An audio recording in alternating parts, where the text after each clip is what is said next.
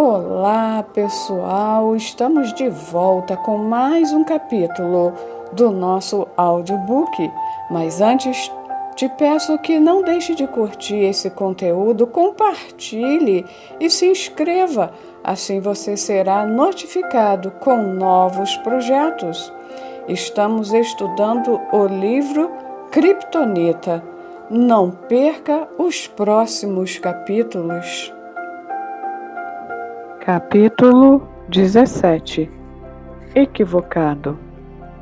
Com o objetivo de manter o nosso foco, recapitulemos brevemente o coração da idolatria, que é quando a humanidade cristã ou não coloca de lado o que Deus revela claramente a fim de satisfazer seus desejos e anseios contrários aos caminhos dele.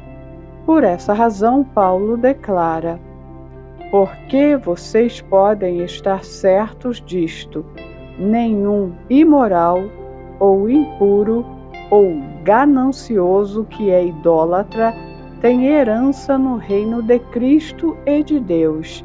Ninguém os engane com palavras tolas, pois é por causa dessas coisas que a ira de Deus vem sobre os que vivem na desobediência. Portanto, não participem com eles dessas coisas. Efésios, capítulo 5, versos 5 a 7. A ira de Deus virá sobre o ímpio, mas Deus também disciplina o crente que se envolve em idolatria, ganância, cobiça, etc., a fim de fazê-lo voltar ao coração dele. No entanto, se o crente continuar em teimosia e desobediência, assim como Balaão, as consequências podem ser tão severas quanto a morte. Paulo adverte aos crentes: se vocês viverem de acordo com a carne, morrerão. Romanos 8,13. O apóstolo Tiago também nos avisa: então, esse desejo, tendo concebido, dá à luz o pecado. E o pecado, após ter se consumado, gera a morte. Meus amados irmãos, não se deixem enganar. Tiago, capítulo 1, versos 15 e 16. A idolatria deve ser vista como um veneno que mata lentamente. É uma kryptonita espiritual. Não podemos nos dar ao luxo de flertar com ela. A teia da idolatria é sutil e forte. Tivemos um vislumbre do seu poder ao ver a história de Balaão, mas vamos dar um passo mais adiante. Leia atentamente o aviso de Deus aos líderes de Israel. Então o Senhor me falou: filho do homem, estes homens levantaram os seus ídolos dentro do seu coração, tropeço para a iniquidade que sempre tem eles diante de si. Acaso permitirei que eles me interroguem? Ezequiel, capítulo 14, versos 2 e 3. Mais uma vez, vemos claramente que a idolatria não é limitada a estátuas, altares nem templos. Deus não deixa espaço para dúvidas ao declarar claramente que eles haviam erguido ídolos em seus corações. Não eram estatuetas debaixo de árvores, na cidade ou em templos, não. Eram ídolos erguidos em seus corações. Estavam abrigando desejos que eram contrários à vontade de Deus. O Senhor continua dizendo: ora, diga-lhes, assim diz o soberano, o Senhor, quando qualquer israelita erguer ídolos em seu coração e puser um tropeço ímpio diante do seu rosto, e depois for consultar um profeta, eu, o Senhor, eu mesmo responderei a ele conforme a sua idolatria. Ezequiel, capítulo 14, versos 4. Quando uma pessoa está embaraçada na idolatria, agarrando-se a desejos contrários, e vai até um ministro para pedir direção, conselho ou algum tipo de ensinamento bíblico, ela pode até receber uma resposta, mas não será de acordo com a vontade de Deus. Será uma resposta parecida com a que Balaão recebeu. A Bíblia, do Novo Padrão Americano, registra esse versículo de Ezequiel da seguinte forma: Eu, o Senhor, virei para dar-lhe a resposta da questão, tendo em vista sua multidão de ídolos. Agora veja o aviso dado ao líder de ministério que evita confrontar a idolatria da pessoa que foi procurá-lo e, ao invés disso, fala com ela como se tudo estivesse bem. Profetas e sacerdotes eram os líderes de ministério no Antigo Testamento. Daqui em diante, irei usar termos relevantes para os ministros líderes de hoje. E se o profeta for enganado e levado a proferir uma profecia, permitindo-se assim ter parte no pecado, na idolatria, do inquiridor, eu, o Senhor, terei enganado aquele profeta e estenderei o meu braço contra ele e o destruirei, tirando-o do meio de Israel, o meu povo. Ezequiel, capítulo 14, versos 9. Em oração, eu já chorei ou fiquei muito triste ao pensar em muitos dos ensinamentos propagados pelo ministério moderno de hoje. Principalmente no Ocidente, tenho clamado por resposta para o que está por trás das mensagens fracas do Evangelho sendo pregadas e escritas. Como resposta, o Espírito de Deus me levou aos capítulos 13 e 14 de Ezequiel. Esses capítulos revelam o que está por trás dos ensinamentos diluídos que negligenciam confrontar a prática do pecado, a idolatria. Se o ministro apresenta um evangelho incompleto porque não quer perder seguidores e fama, isso é nada mais, nada menos que cobiça camuflada. Por essa mesma razão, numa época em que surgia um ministério falsificado, Jeremias clamou: desde o menor até o maior, todos são gananciosos. Profetas e sacerdotes igualmente, todos praticam o engano. Jeremias capítulo 6, versos 13. Comecei a vislumbrar o agir mais profundo da evidente fraqueza espiritual, a criptonita, em grande parte da igreja moderna. Pude ver o descontentamento de muitos que professam a fé cristã e, a partir dessa condição do coração, têm surgido desejos pelo que falta na vida. Muitas vezes não são necessidades autênticas, mas nada além de desejos e anseios. Os líderes equivocados, também desviados por seus desejos cobiçosos, têm proclamado versículos que parecem ignorar e afirmar o estilo de vida pecaminoso daqueles que os procuram, e ao mesmo tempo evitam de forma conveniente qualquer versículo que confronte o comportamento ímpio. Essa idolatria abre a porta para que tanto o ministério quanto o crente recebam mensagens ou conselhos que falam diretamente aos seus desejos e luxúrias e que fortalecem esses ídolos.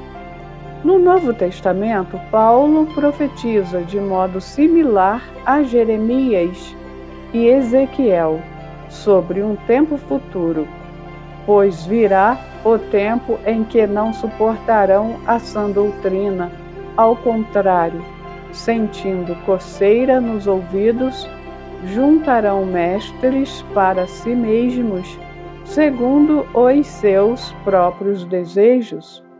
2 Timóteo, capítulo 4, versos 3. Seja bem-vindo a esse tempo. Tudo que os crentes precisam para ouvir o que querem é encontrar ministros que também estejam num estado de cobiça. Por outro lado, um líder santo que teme a Deus não se desvia de nenhum dos conselhos da palavra de Deus. Ele segue todo o conselho da palavra de Deus, não seções selecionadas. Esse líder não tem medo nem de corrigir e confrontar, nem de encorajar. Esses ministros, dos quais Paulo fala, estão preocupados com a reputação, a aparência, o crescimento e as agendas deles. Podem ser persuadidos por um bom resultado ou uma recompensa. Portanto, irão falar e ensinar à luz dos desejos de seus ouvintes, ao invés de declarar fielmente a palavra de Deus, seja ela bem-vinda ou não. Apenas um ministro declarou a verdade. Josafá, rei de Israel, havia se aliado a Acabe, rei de Israel, através do casamento de seus filhos. Aquilo não foi bom para Josafá, pois ele temia a Deus, enquanto Acabe era um idólatra. Após algum tempo, Josafá foi a Samaria visitar o rei de Israel. Acabe insistiu que Josafá convocasse Judá para ir à guerra ao lado de Israel contra a Síria. Josafá respondeu: claro, nós somos irmãos e as minhas tropas estão ao seu comando. Certamente estaremos ao seu lado na batalha. Porém, Josafá acrescentou a seguir: peço-te que primeiro busques o conselho do Senhor. Segundo Crônicas, capítulo 18. Então, o rei Acabe reuniu 400 dos ministros e líderes mais proeminentes de Israel, não ministros de Baal, Azerá, Moloque, nem outros falsos deuses, mas ministros do Senhor Deus. Eles falavam em nome de Yahvé.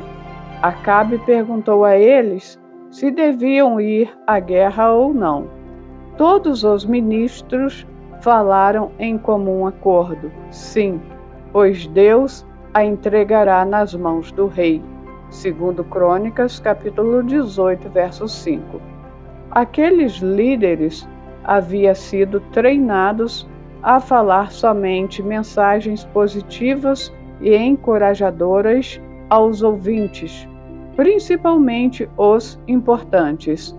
Apesar de serem ministros de Yahvé, eram dados à cobiça, eram idólatras. Apesar de serem os ministros mais respeitados de Israel e terem mensagens impressionantes, Josafá ainda não estava em paz com aquele conselho. O temor de Deus em sua vida havia mantido seu discernimento intacto. Ele perguntou: não existe aqui mas nenhum profeta do Senhor a quem possamos consultar? Versos 6. Ele sabia que aqueles que haviam dado a resposta eram profetas de Yahvé, mas sabia que algo não estava certo. Acabe retrucou: ainda há um homem por meio de quem podemos consultar o Senhor? Porém, eu o odeio, porque nunca profetiza coisas boas a meu respeito, mas sempre coisas ruins. É Micaías, filho de Imlá, verso 7. Para um idólatra ou uma comunidade de crentes que ficaram acostumados com bajulação, um ministro verdadeiro do Evangelho muitas vezes parece negativo e desencorajador. Micaías era diferente dos outros, pois não queria muitos seguidores, nem nada de Acabe. Ele temia o Senhor mais do que o homem e desejava a aprovação de Deus acima do sucesso. Ele sabia que Yahvé era sua fonte e que preferiria agradá-lo ao invés de agradar a um rei sob a influência da criptonita. Isso o mantia puro e livre do engano no qual outros ministros operavam. Acabe então mandou chamar Micaías. Enquanto esperavam pelo verdadeiro homem de Deus, os ministros continuaram a profetizar diante dos dois reis. Um deles, um hebreu chamado Zedequias, da tribo de Benjamim, fez chifres de ferro para si mesmo e disse: assim diz o Senhor Yahvé, com estes chifres tu ferirás os arameus até que sejam destruídos. Versos 10. Então todos os ministros aconselharam o rei em uma só voz, dizendo: ataca Ramote-Gileade e serás vitorioso, pois o Senhor a entregará nas mãos do rei. Verso 11. Certamente há segurança na multidão de líderes, correto? Parecia muito encorajador e seguro que todas as mensagens estavam em concordância e eram confirmação. Sim, confirmavam exatamente os desejos do coração de Acabe e falavam diretamente ao seu desejo por vantagens. Idolatria. Enquanto os ministros que estavam em comum acordo aconselhavam os dois reis, o mensageiro encontrou Micaías e lhe disse: vê, todos os outros profetas estão predizendo que o rei terá sucesso. Tua palavra também deve ser favorável. Segundo Crônicas, capítulo 18, versos 12. Eu já ouvi palavras como essas quando fui convidado por algumas igrejas bem conhecidas. João, encoraje as pessoas, pregue mensagens positivas, edifique-as e conforte-as. Terminaremos o nosso culto com uma música animada para que você possa finalizar num tom otimista. Queremos que todos saiam sentindo-se bem, como se o mero mensageiro pudesse adulterar a mensagem do rei. Se adulterarmos, deixaremos de ser embaixadores, falando como oráculo de Deus, e seremos meros homens usando suas palavras positivas encontradas em várias partes do Novo Testamento para gerar o que desejamos. A resposta de Micaías foi franca, pois ele não podia ser comprado pela bajulação. Juro pelo nome do Senhor que direi o que o meu Deus mandar. Verso 13. Ó Pai, envia-nos líderes que farão o mesmo em nossos dias. Quando Micaías foi levado diante de Acabe, fizeram-lhe a mesma pergunta, já respondida pela multidão dos outros profetas. Micaías respondeu sarcasticamente: ataquem e serão vitoriosos, pois eles serão entregues em suas mãos. Versos 14. Acabe ficou com raiva com o sarcasmo do profeta. Micaías então declarou a palavra de Deus a respeito da situação.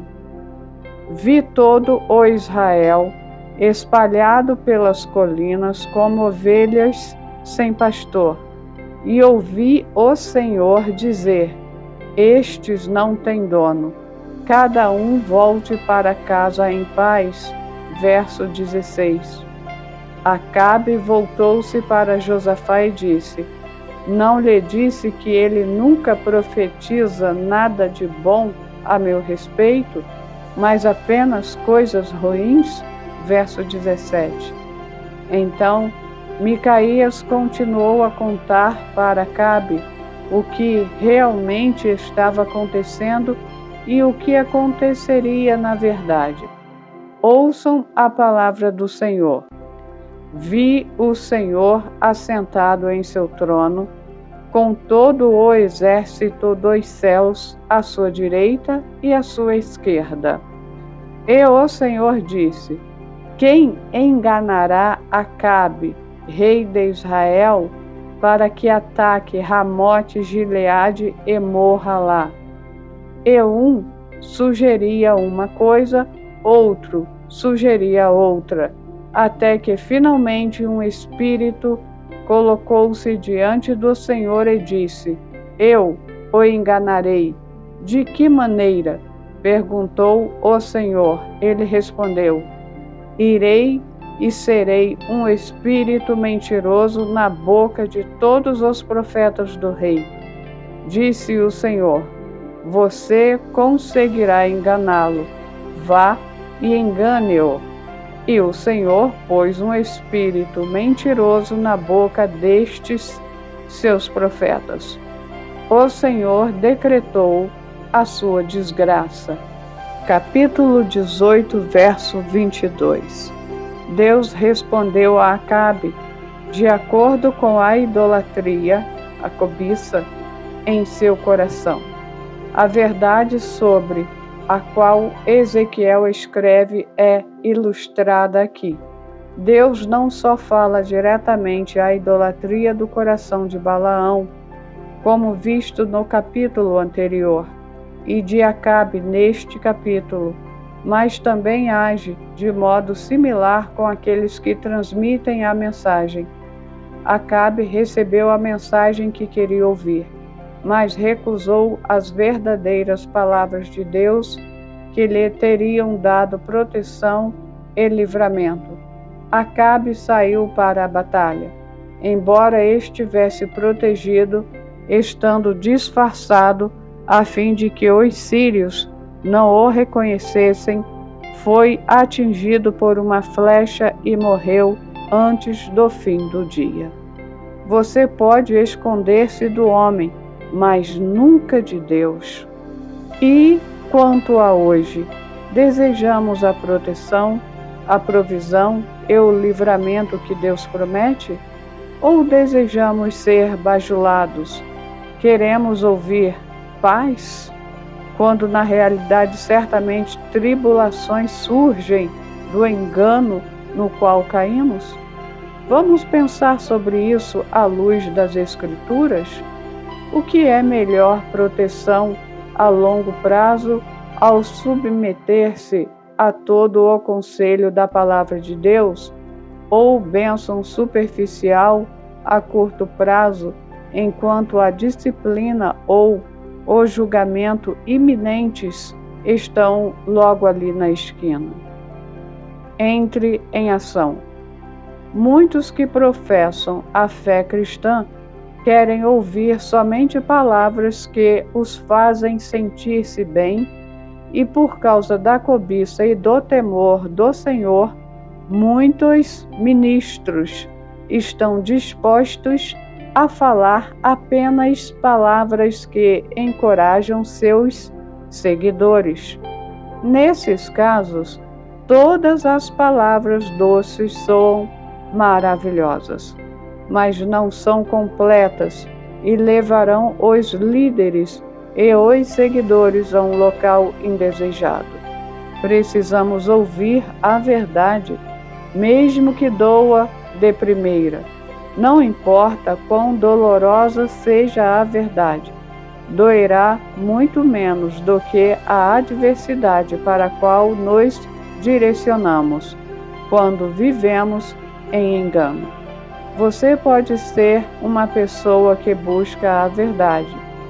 Comece pedindo a Deus que declare a verdade dele sobre a sua vida, convidando-o para revelar qualquer área em que você tenha andado em engano sem saber. Escreva as verdades que ele lhe disser para que você possa meditar nelas nos próximos dias e semanas. Em seguida, peça a Deus que o fortaleça para dizer a verdade, mesmo que não seja popular nem politicamente correto. Você não tem que comprar brigas, mas ser capaz de dizer, como Micaías disse: juro pelo nome do Senhor que direi o que o meu Deus mandar.